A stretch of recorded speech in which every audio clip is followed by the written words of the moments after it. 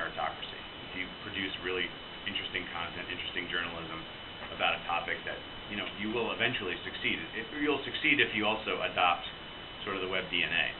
And I'll talk a little bit about what I think that is, because there are a lot of people who have left journalism and they've gone and they've started their own thing, but they've started their own thing, which is basically a newspaper online, which is I'm going to write long stories and I'm going to put them up. I'm not going to have comments. I'm not going to I'm not going to link off my site to somebody else's site. I mean, if you do that, you're not going to succeed no matter what medium you're on. But to go a little bit into the advantages, what you have to do, I think, to succeed if you're going to be entrepreneurial is, one of them is you do have to acknowledge that you're part of this larger community. There's a lot of people who will be, even if you are carving out a certain niche, if your niche is like, say, Fairfax County politics, there'll be other people who will be writing about that. You may be the only one committed to just doing that, but the Washington Post will write about that, the Washington Times will write about that, weekly papers out in Fairfax will write about that.